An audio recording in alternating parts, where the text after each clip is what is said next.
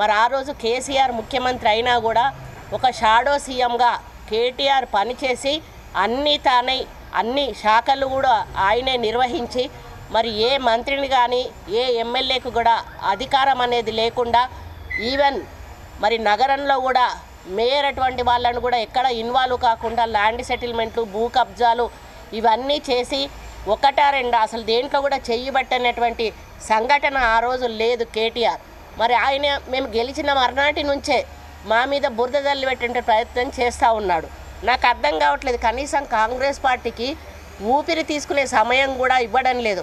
ఆర్థిక పరిస్థితి బాగోలేదు, మరి ఏ విధంగా అందరం కలిసి ఆర్థిక పరిస్థితిని సరిగా తీసుకుందామనేటువంటి మరి సహకారం ప్రతిపక్షాలు అందించాల్సింది పోయి కేసీఆర్ ఏమో అసెంబ్లీలోకే రాడు, కేటీఆర్ ఏమో ఇటువంటి ప్రెస్ మీట్లు పెట్టి అడ్డగోలు మాటలు మరి పనికిరాని మాటలన్నీ కూడా కాంగ్రెస్ పార్టీ ప్రభుత్వం మీద రేవంత్ రెడ్డి గారి మీద బట్టగాల్చి వేసేటువంటి కార్యక్రమం చేయడం జరుగుతూ ఉంది. దాంట్లో భాగంగానే మరి ఆయన రేవంత్ రెడ్డి గారి తమ్ముడికి ఒక మరి కంపెనీలో ఏదో అది ఉంది, అందుకే రేవంత్ రెడ్డి వెళ్ళాడు అనేటువంటి మాట చెప్పడం చాలా బాధాకరం. మరి గతంలో 22 జూన్ 10వ తేదీన భువి బయోకెమికల్స్ కంపెనీ 1040 కోట్ల పెట్టుబడితో ఇథనాల్ యూనిట్ని, ధాత్రి బయోసిలికేట్ కంపెనీని 160 కోట్లతో సిలికాన్ బయోగ్యాస్ యూనిట్ను కోరుట్ల నియోజకవర్గంలో మెట్పల్లి మండలం మెట్ల చిట్టాపూర్లో స్థాపించినట్లు మంత్రి కేటీఆర్ స్వయంగా ప్రకటించారు. ఆ ప్రకటన కూడా వాళ్ళ పేపర్లోనే, తెలంగాణ పేపర్లోనే వచ్చింది, తెలంగాణ టుడే వాటిల్లో, అది మీకు చూపిస్తాను. మరి ఆ మేరకు అప్పుడు కంపెనీ MOU కుదుర్చుకున్నది. బీఆర్ఎస్ పత్రికలైన తెలంగాణ టుడే, నమస్తే తెలంగాణలో ఈ విషయాన్ని 10th జూలై 22 వాళ్ళు వచ్చేయడం జరిగింది. దీంట్లో ఈ పరిశ్రమల స్థాపనలో 2000 మందికి పైగా ఉపాధి కల్పించనున్నట్లు నాటి పరిశ్రమల శాఖ మంత్రి కేటీఆర్ గారు మరి ఊదరగొట్టడం జరిగింది. కానీ విచిత్రమైన అంశం ఏంటంటే ఈ కంపెనీ రిజిస్టర్ అయిందేమో 14th జూలై 2022, కానీ మరి వీళ్ళేమో పెట్టుబడులు MOU పెట్టుకున్నదేమో 10th జూన్ 2022. అంటే దీంట్లో ఎంత లూప్ హోల్స్ ఉన్నాయో ఈ ఒక్క చిన్న దాన్ని బట్టే మనకు అర్థమవుతా ఉంది. అంటే అప్పటికే రిజిస్ట్రేషన్ కానటువంటి కంపెనీ మీద ఒక శుభాకాంక్షలు చెప్పాలి. ఎందుకంటే ఇక్కడికి రాకముందే ఒక విద్యార్థుల మీటింగ్లో అదే వేదికగా మా పరిశ్రమల శాఖ తరఫున కొరుట్ల నియోజకవర్గంలోని మెట్పల్లి మండలం మెట్ల చిట్టాపూర్లో ఏర్పాటు చేయబోతున్న ఆహార శుద్ధి పరిశ్రమ సోనేదైతే ఉన్నదో ఇగో ఈ విధంగా ఆయనే స్టేట్మెంట్ ఇవ్వడం జరిగింది. అంటే కనీసం రిజిస్ట్రేషన్ లేనటువంటి కంపెనీతోటి MOU చేసుకోవడం అనేది ప్రజలను ఏ విధంగా మోసం చేశారో మనం అర్థం చేసుకోవాలి. ఇంకొక కంపెనీ ధాత్రి బయోసిలికేట్, ఇది కూడా వీడియోలో ఉంది, అది కూడా ఓపెన్ చేసి చూపి. అదేంటంటే దానికి ఇగో తాళం వేసి ఉన్నది, అది ఇప్పుడు నడవని కూడా నడవట్లే ఆ కంపెనీ, దానికి లాక్ వేసి పెట్టారు. అంటే అప్పటికప్పుడు ఫేక్ కంపెనీలు పెట్టి ప్రజల సొమ్మును కాజేసి బీఆర్ఎస్ పార్టీ వాళ్ళు పబ్బం గడుపుకోవడానికి, కోట్లు దండుకోవడానికి ఇటువంటి మరి లేనిపోని వాటిని సృష్టించి వాటిల్లో పెట్టుబడులు పెట్టినటువంటి విషయాన్ని, ప్రజా సొమ్మును దుర్వినియోగం చేసినటువంటి విషయాన్ని ఈ సందర్భంగా మీ దృష్టికి తీసుకొస్తా ఉన్నాను. వాణిజ్య ఒప్పందాల మేరకు నాటి బీఆర్ఎస్ పార్టీ అవకతవకలు చేసింది అనడానికి ఈ 2 మచ్చతునకలు చాలు. ఇవన్నీ మరిచి నిబంధనల మేరకు ఏర్పాటైనటువంటి స్వచ్ఛ బయో కంపెనీ, అంటే 21 జూలై 2024న మా ప్రభుత్వం వచ్చినాక ఏర్పాటైనటువంటి కంపెనీ సీఎం గారి తమ్ముడికి లబ్ధి చేకూరుతుందని చెప్పడం అనేది అదే ఇప్పుడు భుజాలు తడుముకున్నట్టుగా ఆయన చేశాడు కాబట్టి సీఎం కూడా అందుకే వెళ్ళాడు, ఆయన తమ్ముడికి లబ్ధి చేకూరడానికి వెళ్ళాడు అని ఇప్పుడే బట్టకాల్చి మీద వేసి ముందే వాళ్ళ మీద దాడి చేసేటువంటి ప్రయత్నం, కాంగ్రెస్ పార్టీ ప్రభుత్వం మీద దాడి చేసేటువంటి ప్రయత్నం చేస్తూ ఉన్నాడు.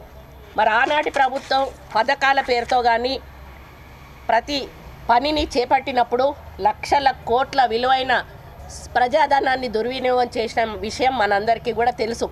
ఆ రోజు కాళేశ్వరం ప్రాజెక్ట్ అయితేనేమి, మేడిగడ్డ అయితేనేమి, మిషన్ భగీరథ అయితేనేమి, మిషన్ కాకతీయ అయితేనేమి, దళిత బంధు అయితేనేమి, దళితులకు 3 ఎకరాల భూమి అయితేనేమి, ధరణి భూమిని మరి ధరణి అనేటువంటి పేరుతోటి అక్రమంగా పట్టాలు చేసుకొని టీఆర్ఎస్ నాయకులు అనుభవిస్తున్న పరిస్థితిని కూడా మరి ఇప్పుడు మా కాంగ్రెస్ పార్టీ బయటకు వచ్చిన తర్వాత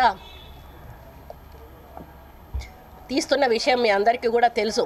కాబట్టి ఎప్పుడు కూడా కాంగ్రెస్ పార్టీ పేదల పక్షాన పేద ప్రజల కోసం పనిచేసేటువంటి ప్రభుత్వం కాంగ్రెస్ ప్రభుత్వం.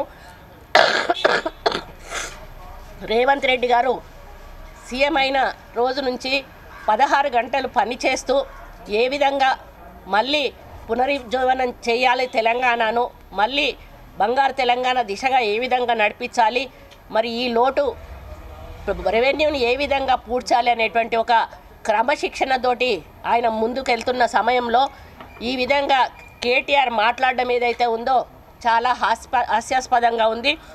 నేను ఇప్పటికైనా కూడా వారిని ఒక్కటే హెచ్చరిస్తూ ఉన్నాను.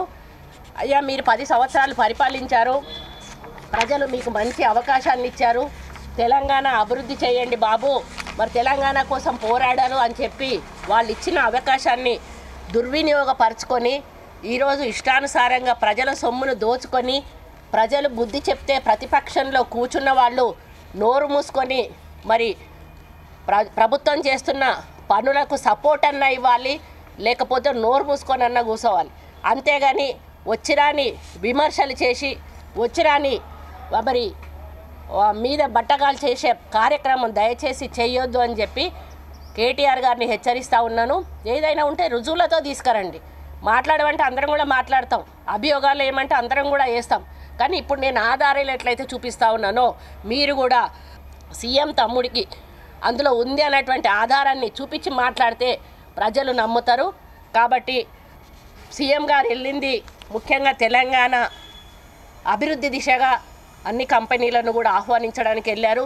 ఒక మంచి వాతావరణంలో తెలంగాణ అభివృద్ధి చెందాలని మేము కోరుకుంటా ఉన్నాము. ప్రజలు మా మీద పెట్టిన విశ్వాసాన్ని మేము విశ్వాసాన్ని బాధ్యతగా తీసుకొని పనిచేస్తున్న మా మంత్రివర్గం అంతా కూడా ముఖ్యమంత్రి గారి కనుసన్నల్లో ప్రజల అభివృద్ధి కోసం సంక్షేమం కోసం 6 గ్యారంటీలలో ఇప్పటికే మేము ఏమేమి అమలు చేస్తారో ప్రజలందరికీ కూడా తెలుసు. హౌసింగ్ కార్యక్రమం కూడా మొదలుపెట్టినాం. మరి ఈ విధంగా రాబోయే రోజుల్లో అన్ని రకాల అభివృద్ధి సంక్షేమ కార్యక్రమాలు చేసుకుంటూ మళ్ళీ ఎలక్షన్ల వరకు ప్రజల మన్నన చూరగొని మళ్ళీ ఇప్పటికంటే కూడా ఎక్కువ సీట్లతో కాంగ్రెస్ పార్టీ అధికారంలోకి వస్తుంది. మీరు ఎన్ని మాయమాటలు చెప్పి ఒక గ్రూప్ను పెట్టుకున్నాడు కేటీఆర్. ఏంటి అంటే ఒక సోషల్ మీడియా గ్రూప్ ఒకటి ఉంటుంది, అప్పుడు ఎలక్షన్లప్పుడు పెట్టుకున్న గ్రూపు. వాళ్ళు అందరు పెయిడ్ గ్రూప్ అన్నట్టు, వాళ్ళకి డబ్బులు ఇస్తాడు. ఎవరి వ్యూవర్స్ ఎక్కువ ఉంటే ఎవరి పెట్టిన దానికి వ్యూవర్స్ ఎక్కువ ఉంటే వాళ్ళకు డబ్బులు కడతా పోతాడు. వాళ్ళకి అదే పని పొద్దాక ఏముండదు. కాంగ్రెస్ మీద ఏదన్నా ఉంటే మొన్న మరీ దారుణంగా అసెంబ్లీలో సీతక్క మీద ప్రభాకర్ గారి మీద పొన్నం ప్రభాకర్ మీరు చూసే ఉంటారు. అది ఎంత దారుణమైన సంఘటన అంటే ఇహ తమ పర భేదాలు అనేటివి మొత్తానికి మర్చిపోయి అసలు దిగజారిపోయి వాళ్ళు ఏం చేస్తున్నారో వాళ్ళకి అర్థం కానటువంటి పరిస్థితుల్లో ఈరోజు పోస్టులు పెడుతున్నారు, ట్రోల్స్ చేస్తున్నారు. అయినా కూడా ప్రజలు గమనిస్తూ ఉన్నారు. మీరు ఎన్ని ట్రోల్స్ చేసినా కూడా మిమ్మల్ని ఆల్రెడీ త్యజించారు ప్రజలు. కనీసం ఇప్పటికైనా ఒళ్ళు దగ్గర పెట్టుకొని ప్రధాన ప్రతిపక్షంగా మీ బాధ్యత నిర్వహించండి, మీ సలహాలు సూచనలు ఇవ్వండి. ప్రభుత్వాన్ని ముందుకు తీసుకుపోవడానికి, ప్రజల సంక్షేమం అభివృద్ధి ముందుకు తీసుకుపోవడానికి మీరు మాతో సహకరించి ముందుకు రండి అని కోరుతా ఉన్నాను.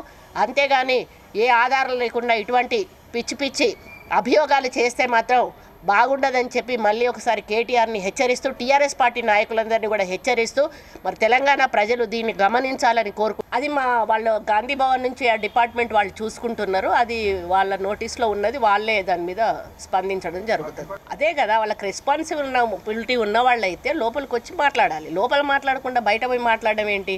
లోపల మాట్లాడాలి, దానికి ఆన్సరు ప్రభుత్వం తరఫున మేము ఇస్తాము. వాళ్ళు లోపల మాట్లాడకుండా బయటకు వెళ్ళి ఇటువంటి వచ్చిరానటువంటి అభియోగాలు మోపడం ఏదైతుందో వాళ్ళ చేతగానితనానికి నిదర్శనం అని చెప్పక తప్పదు. మేము ఆల్రెడీ సీఎం గారితో పెట్టాము, మనకు కూడా ఒక మంచి టీం పెట్టాలని చెప్పేసి ఆ టీంని యాక్టివ్ చేయాలని చెప్పాము. వాళ్ళు చేసే ప్రతి దానికి కూడా తిప్పికొట్టేటువంటి కార్యక్రమాన్ని కాంగ్రెస్ పార్టీ కూడా చేయాలని మేమందరం కూడా సూచించడం జరిగింది. దాని మీద వాళ్ళు స్పందించారు. గాంధీ భవన్కి ఆదేశాలు కూడా ఇవ్వడం జరిగింది.